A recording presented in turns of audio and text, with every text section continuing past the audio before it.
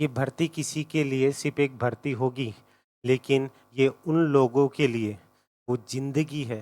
जैसे होता ना कि एक मरते इंसान के अंदर कोई प्राण डाल देता ना, तो ये उन लोगों के लिए ऐसे प्राण निकले पड़े हैं इस भर्ती के लिए। तो इस भर्ती को लेकर के स्पेशली कभी कोई मज़ाक तो हो ही नहीं सकता।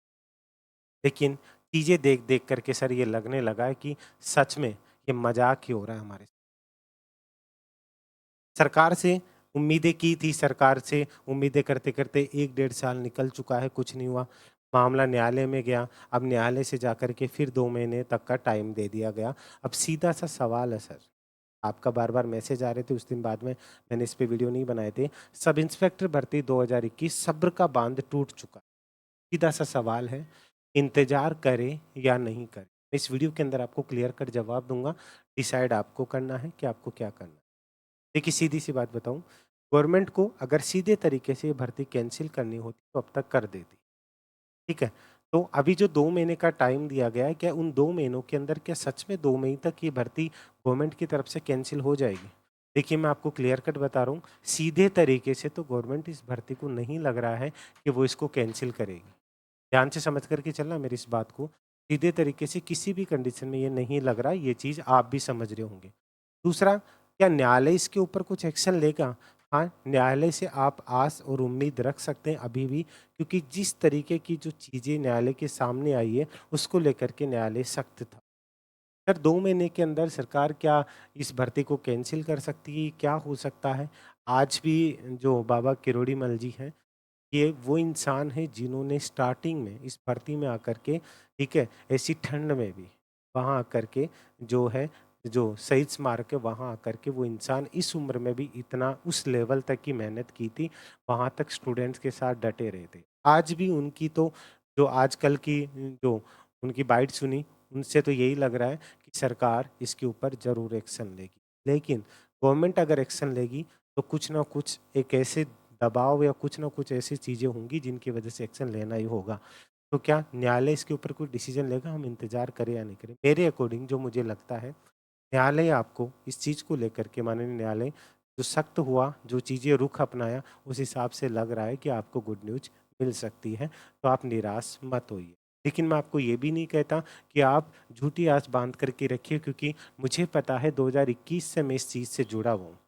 आपके साथ शहीद स्मारक भी था, ठीक है? न्यायालय के अंदर भी आपको हर चीज़ से मैंने हमेशा बताया कि रियलिटी क्या है, तो आपका एक विश्वास था, ठीक है? तो एक चीज़ आपको बोल के चल रहा हूँ, ये भर्ती अगर इसके अंदर कुछ भी राजनीतिक कारण भी होता है, तो हम इसकी तैयारी करें या नहीं करें। मैंने बता दिया कि माननीय न्यायालय से आपको खुशखबरी मिल सकती है, लेकिन मैं आपको जो चीज़ है, उस अकॉर्डिंग आपको चीज़ बता के चल रहा हूँ। लेकिन सर, जो नए बच्चे हैं, ये भर्ती रद्द हो गई, तो आपको भर्ती के अंदर पद जुड़ कर के 1500 के आसपास पदों के ऊपर ये भर्ती देखने को मिलेगी। ध्यान से सुन लीजिएगा मेरी बात।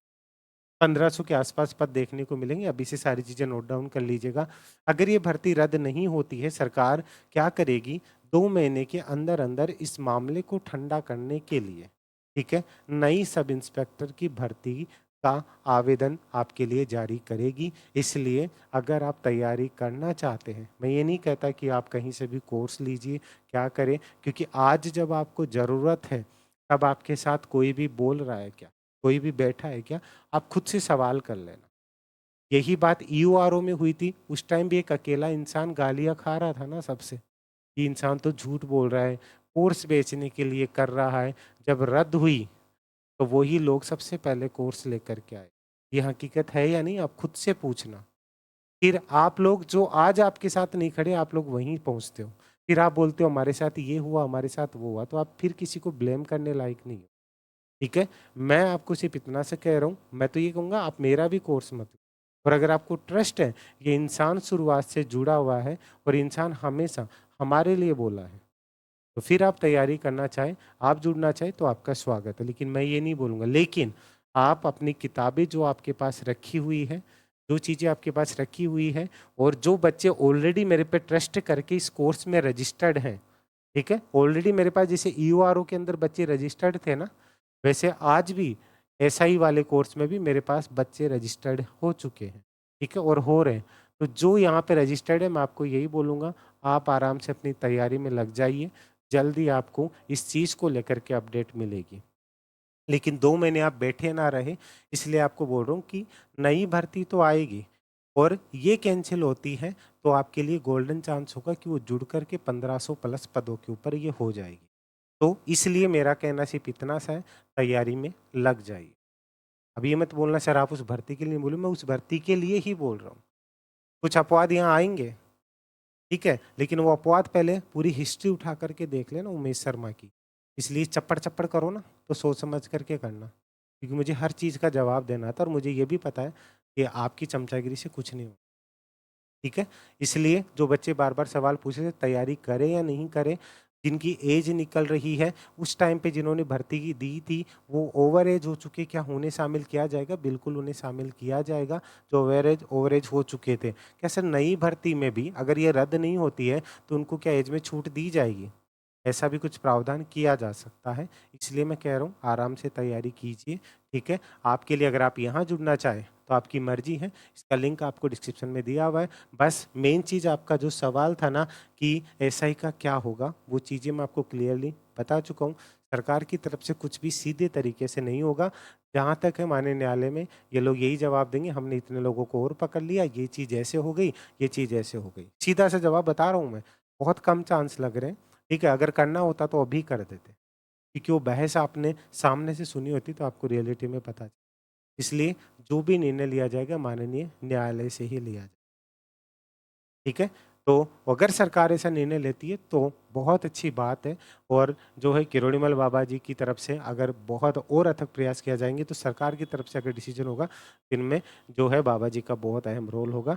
तो अब जो चीज़ थी मैंने आपको क्लियर कट बता दी, ठीक है? तैयारी आप रखिए, आपको दोनों में से एक चीज़ तो मिलनी है और दोनों भी मिल सके लेकिन मैं अभी देखिए जब तक मामला न्यायालय में प्रक्रियाधीन होता है, कोई भी उसके ऊपर नहीं बोल सकता।